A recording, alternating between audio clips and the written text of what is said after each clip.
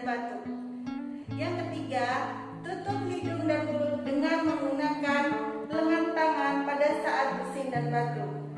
Buang tisu yang sudah terkena batuk dan bersin ke tempat sampah.